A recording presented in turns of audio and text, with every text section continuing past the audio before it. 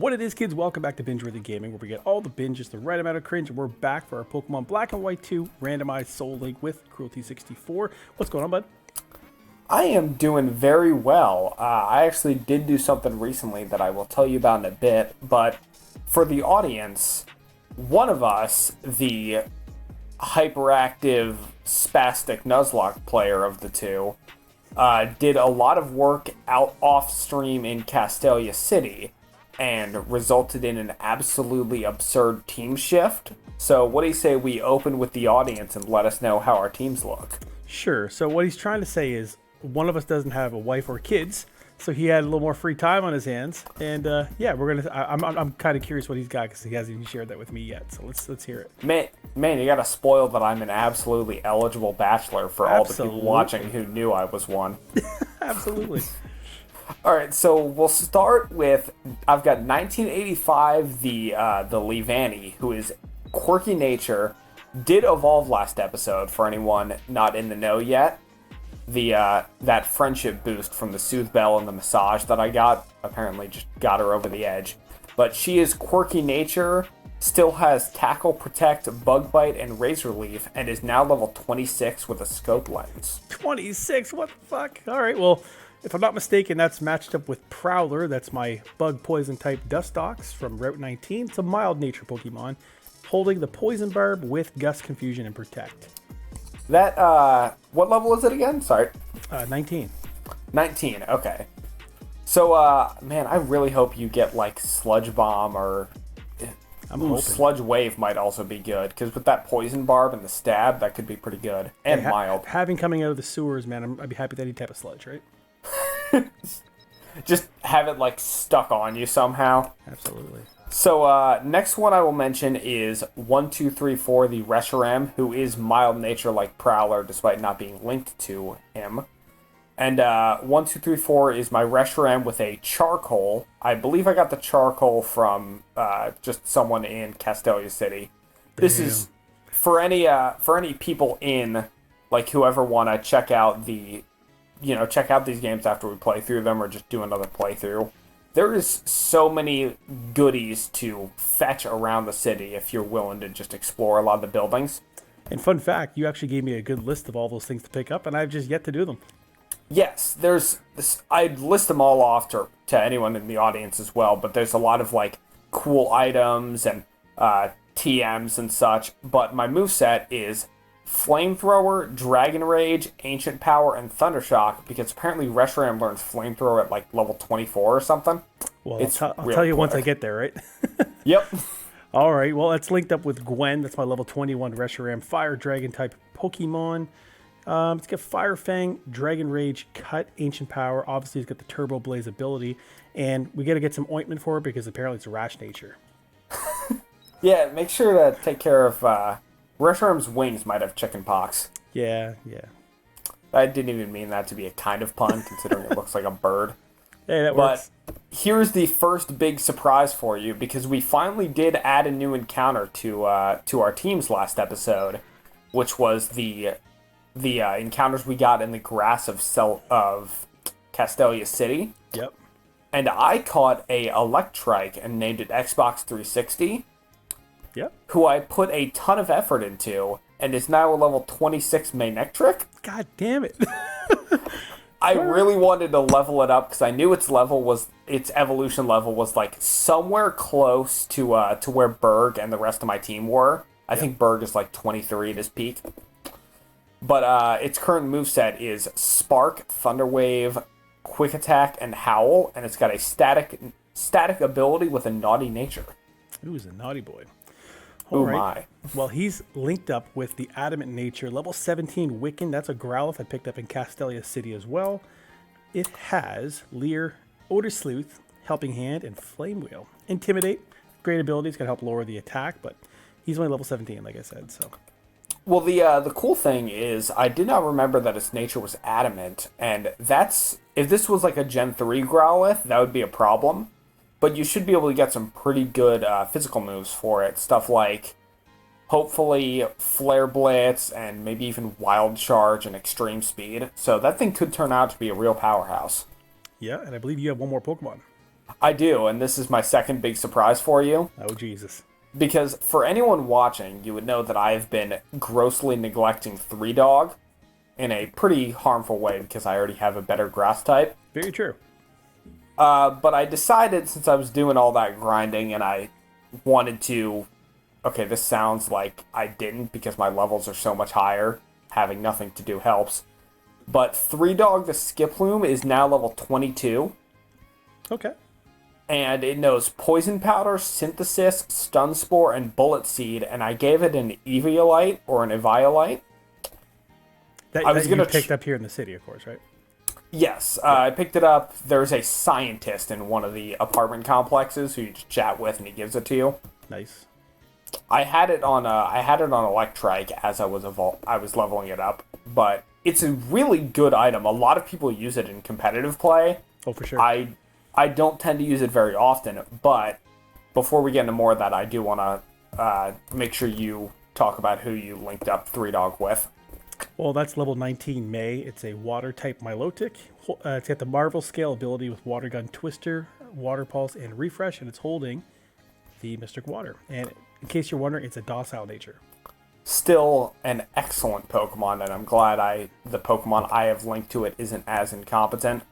For sure. I think I said this when I caught it. The best I'm going to do is run it as a status fighter, but having it at a higher level should help in case I get, someone throws out Whirlwind and he comes into battle.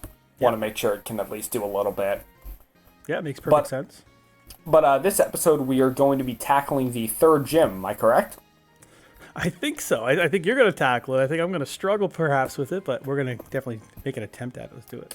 All right. And as I was saying earlier, a lot of people in competitive play use the Eviolite. Also, the seasons change because as far as recordings go, the game is registering us as being in a new month, which transitions the season.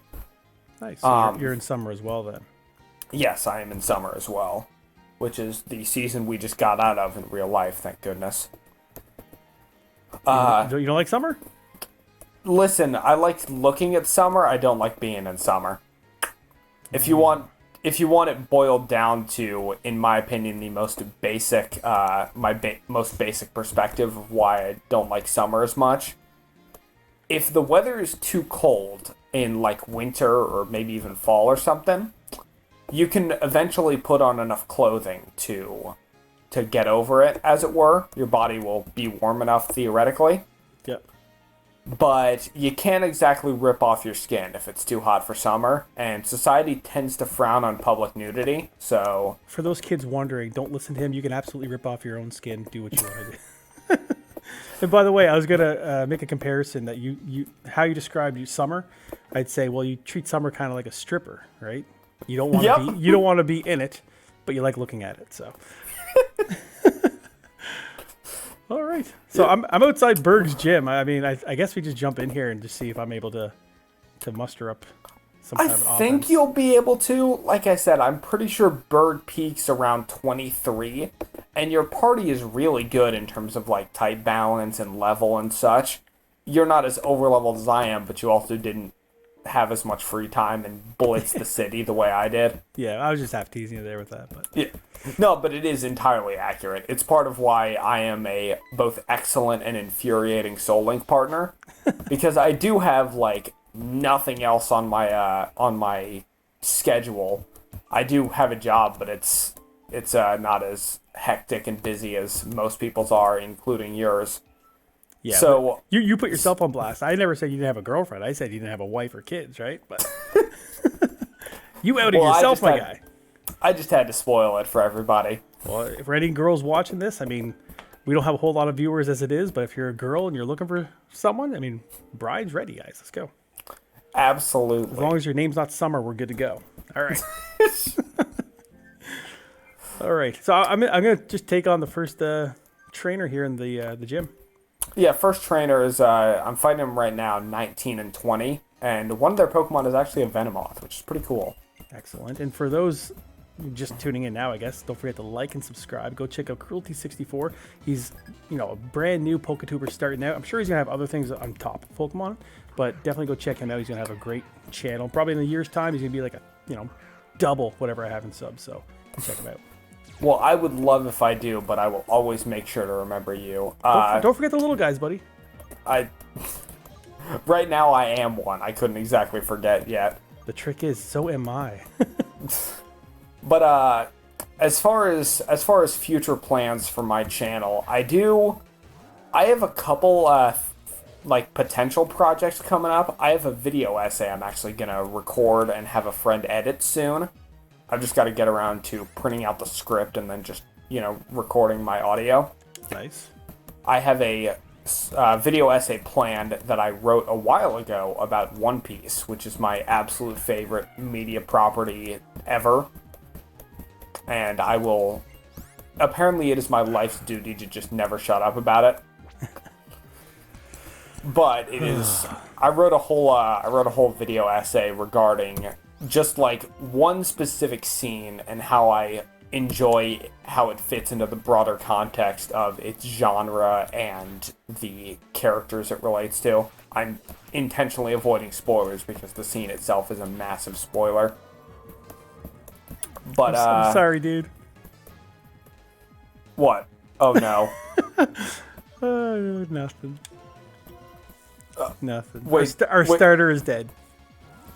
No. Well, oh god. Oh god. Things took a turn.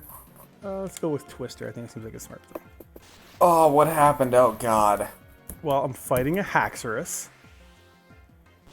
And did that kill? I think that killed. Yeah, I got him. Okay. So I went for Dragon Rage because I just had to hit him twice to take him out. And yep. He went for Dual Chop.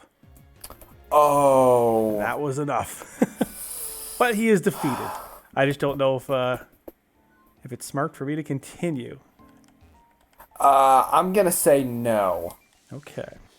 I'm gonna say we'll use this episode and have you grind up everyone else via the magic of other places in Castelia, and what I'll do is I will follow you on stream, at least like loosely, as I go about the different buildings. Loosely? God. You're talking about the stripper again, aren't you? Apparently I'm just like the most horny accidental pervert ever. Well, I'm the one coming up with I am a the hair horny matching jokes. protagonist. Alright, well, unfortunately, guys, I'm going to be depositing. Yes, I will be doing the same. We could go to Route 4 and try to get a new encounter there. Do you want to try that, or do you want to just do some grinding first? Might be necessary. The encounter or the grind? I mean, I'm going to say yes to both, but just the order is what I'm... Well, I mean, I'm trying to think. Do we do the grinding on screen? As far as the grinding, there is like enough locations here that I say it's probably worth us, showing off on stream, at least in your case. Okay, cool. You guide me. Tell me where to go. I'm gonna say, how's your Pokeball count looking? You got a solid amount of anything, or everything? Never ask another man how many balls he's got, but I got 14. You got 14? All right. 14 plus a Premier Ball plus 6 Great Balls and a Partridge and Pear Tree. How many you got? That was a good way to finish it. I am more than prepared. One of the locations we'll end up going to today is the Battle Institute, and after you fight a specific pair of trainers there, they give you a couple quick balls and some timer balls. Gotcha. So I've got those, but I also purchased a good chunk of Great Balls. I've still got some Pokeballs, Premier Ball. Like, I'm set. I feel like you're prepared. Is that how you're trying to describe this, or what? I am definitely prepared. I am Scar from The Lion King. See, now there's a reference I hope everyone in the audience gets. Anybody over the age of, 25 probably gets that. So I'm at the Pokemon Center. Where do I go? Guide me. So I'm going to say we go to Route 4 first, because we might get something good there, and you could use that to help you plow through some of the trainers. So start head north, I think? Yes. In any way you can, head north. Like, the specific street you go through doesn't really matter. Okay. Depending on the street, you might encounter some stuff you can do. Like, if you go down Narrow Street, you're going to get TM 70 just by running past this guy. I believe But you, and I will do that. I'll probably do all that kind of stuff. I mean, if it's not on screen, I'll definitely get that stuff done. It did remind me though that TM70 is supposed to be Flash, which we do, since we randomized the TMs, it means Mistral and Cave might be a problem. But also Mistral and Cave isn't as I would say it isn't as important as it is in Black and White. Cobalion not even there. Fair, but the good news is I got the dowsing machine. Nice. Okay, so you were in the tunnel that goes to Route 4. I am, and I am officially in Route 4, and it looks like I'm going to battle one, if not both, of these trainers right here. I believe one of them is not a trainer, actually. But the dark sand to your left by that hiker, the hiker does not fight you. The darker sand is where you'll encounter a Pokemon. All right, any idea what levels? My knowledge is failing me. My encyclopedia isn't working. I think they should be somewhere around... I'm going to say somewhere around the 15 to 17 range. 17 is correct. All right. So I got a Pokemon on the screen. I'll wait till you get yours. I got mine. What do you got? I got a level 17 Parasect. Apparently I'm just running into all the grass types. Okay, and I'm... Oh, Jesus, man. Oh, boy. Fighting a Charizard, in case you're wondering. Are you sure you're not fishing? Yeah, exactly. He's See, paying, I know he's paying I attention. can make that reference. Yeah, no Harrison here. I actually did in the video that was just recently uploaded. I linked to your Pokemon Yellow playthrough. Well, I appreciate that, man. I might have to forfeit this encounter. What was the problem? Fucking Dragon Rage, man. It's always Dragon Rage. It's got Dragon Rage? Yeah, it's got Dragon Rage. Yikes. Alright, I'm willing to sacrifice Parasect. Well, I've already got a better bug grass type. Bear with me. I'm going to see if I can do something here, because I don't know how many, PP Dragon Rage has, but It has 10, and I already killed my Parasect. Okay.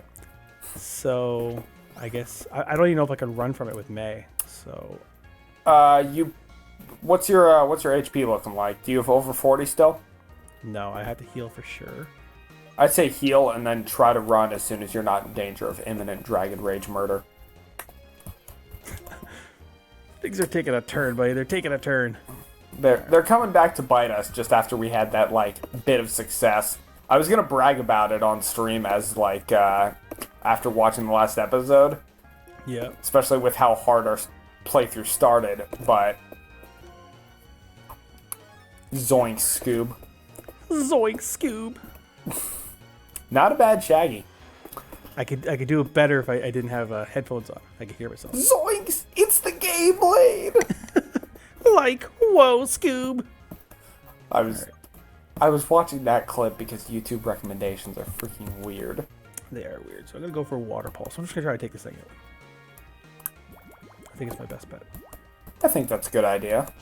Should give you an okay amount of experience. Yeah, dropped it with one shot. Nice. Decent experience. Nothing to really brag about, but shit. So we lost another encounter. So we could do the trainer here. We did. It's a bummer, but it's not the worst news in the world. I'm going to consider that 60% my fault, 40% your fault. You're a kind man with your stats. All right. So just like that, guys, we're down one more encounter.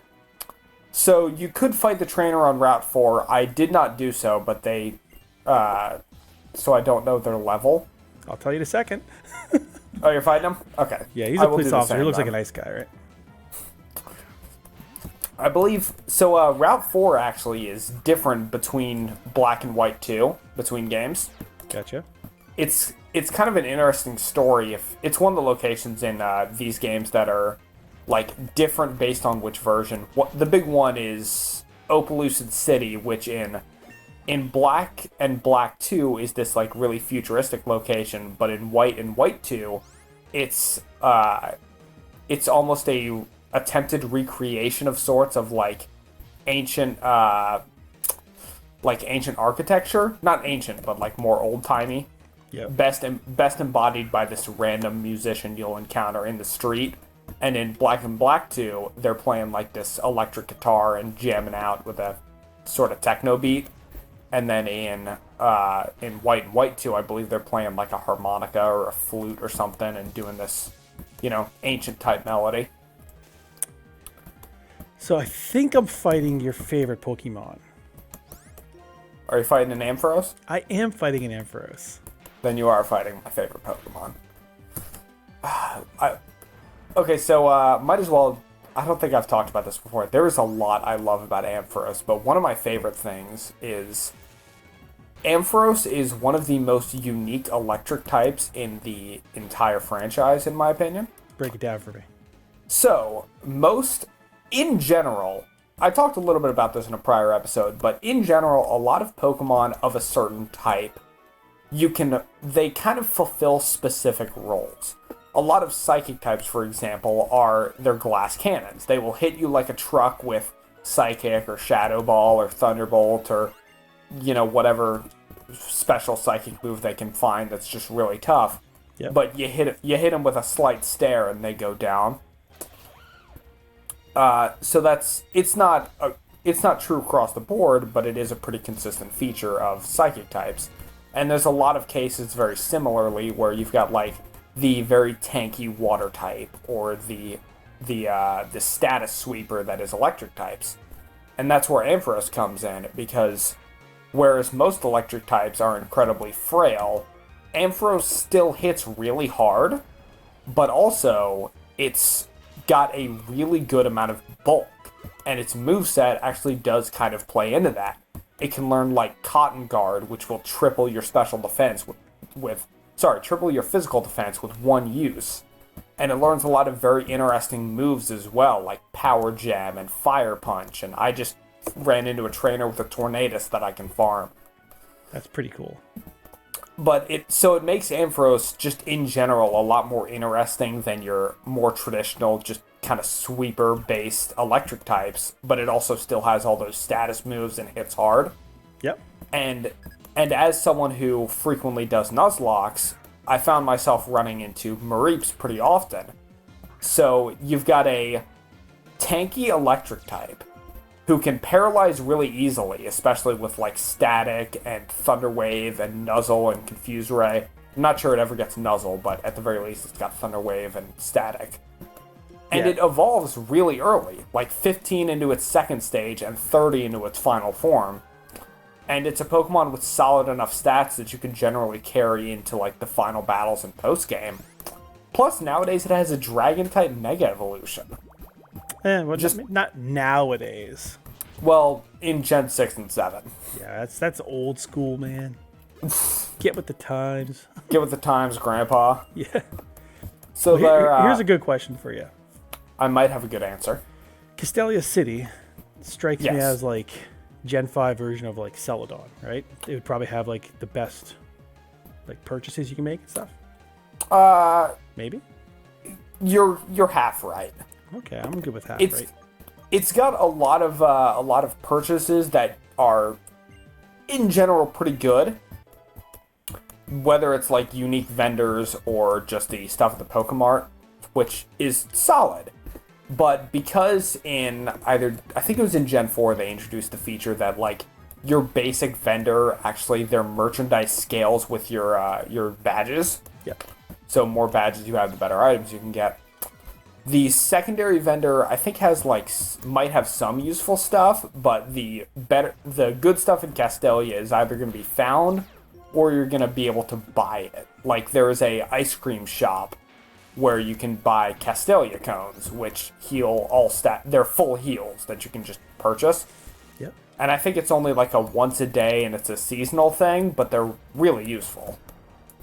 Gotcha. I'm looking for a Firestone. Do you know where a Firestone would be? I don't know where a Firestone would be in this game, especially because I'm not sure how the randomization plays into this. Like, I don't remember if there's a vendor of it the same way that like Celadon City had one. Mm-hmm. I'd have to look into that further. Also ran into a trainer with a just Keldeo. That's 2 Gen 5 legendaries on one route. Nice. So Firestone, where could it be? Shit. ran into another Actually, trainer. I think I have one, which makes me feel bad. If only okay. we could trade. By the way, I did run into a Flaffy while we were talking about Ampharos.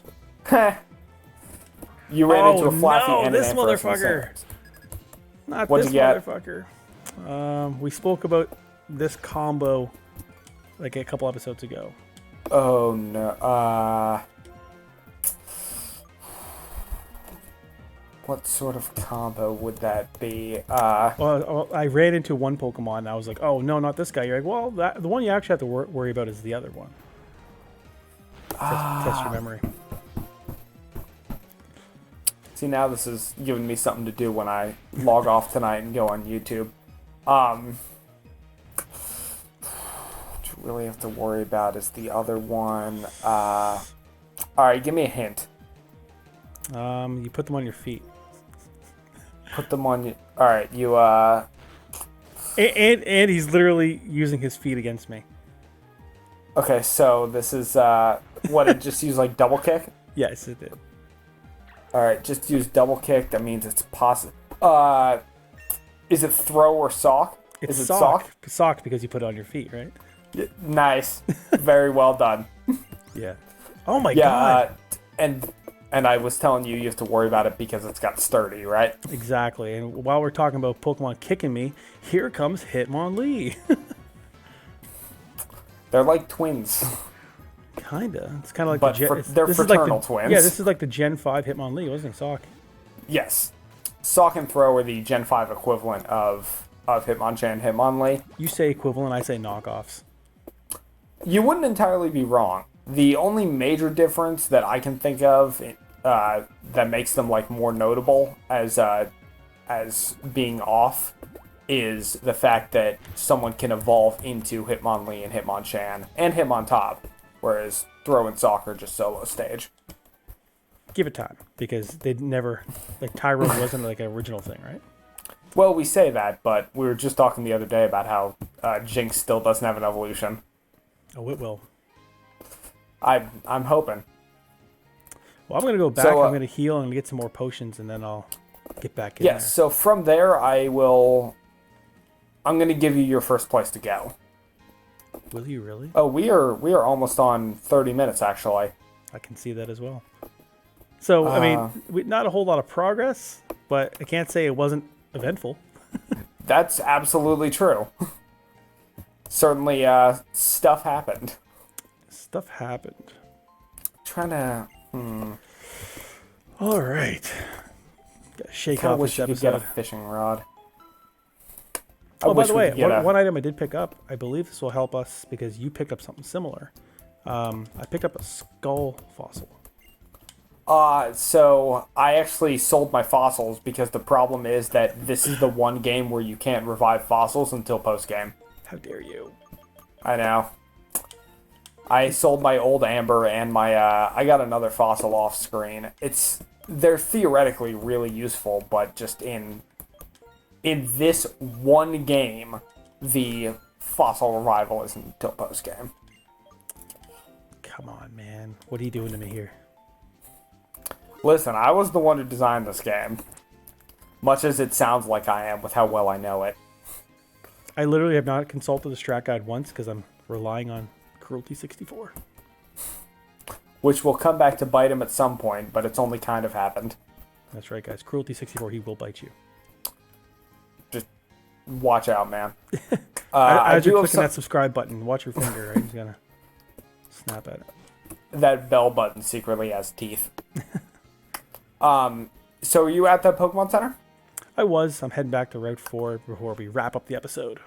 Oh, I was gonna suggest grabbing an item real quick, but Tell it's not me a right huge now. deal. Backtracking right now. I got 40 seconds. Let's go.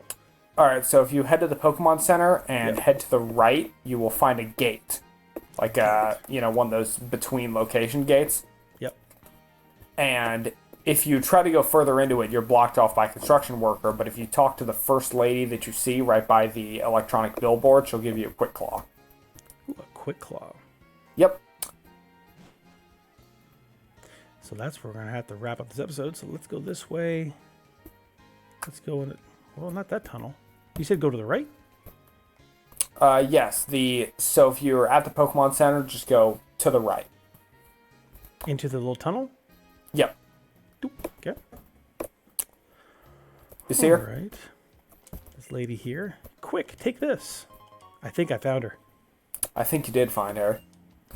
All right. Well, she gave me the quick claw. That'll come in handy. Perhaps I'll put that on.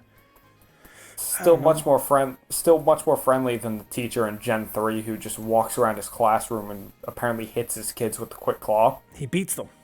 It's their fault. They're not quick enough, right? So that's called victim blaming, kids. Should have EV trained in speed. Exactly. All right, guys. Well, again, we had a little bit of events that happened this episode. My apologies. I'm not as properly prepared as Cruelty 64, but hey, that dems the brakes. Hopefully you guys don't mind the backdrop here, because obviously this is not ideal, but you gotta do what you gotta do. Same thing on me, and hopefully next episode I will try to get Binge to do the off-screen training. Pardon my harshness, but he desperately needs. God damn you. But off-screen, he is going to do the stuff that I did, and for reference for anyone in watching the video right now, I can tell you right now that it's going to involve the Battle Institute, the Game Freak trainers. I think he's explored all of the sewer at this point, so probably not going back there. There might be a couple trainers. There might be some that you missed and you can head back to and fight. But whatever it is, it's mainly going to be the Battle Institute and the Game Freak trainers, but also the fact that you can get a rare candy pretty soon, which might help. And it'll help a level. 1 out of 100. Yes, exactly. But yeah, hopefully you guys... The journey of 100 levels begins with a single rare candy. Look at that, man. That's optimism at its best. So yeah, go over, check out Cruelty 64. That's where the next episode's going to appear. Hopefully you guys enjoyed today's episode. If you did, make sure you like it, subscribe down below, and hit the notification bell so you know when a new episode drops. We don't actually have a set schedule yet. All we have really is mine, his. So maybe we'll have a set schedule sometime here in the future, but at some point I'm sure we'll coordinate that and we will let you know in an episode or however that ends up happening. Perfect. Like we might do an announcement on both channels or something if there's a proper schedule that gets planned for the releases of these. But that sounds like structure, and that's not how I work over here. Nah, we live according to the Chaos Goblin in our brain. Chaos rules, guys. All right, guys. Appreciate you guys taking the time to hang out with us. Until next time. Till next time.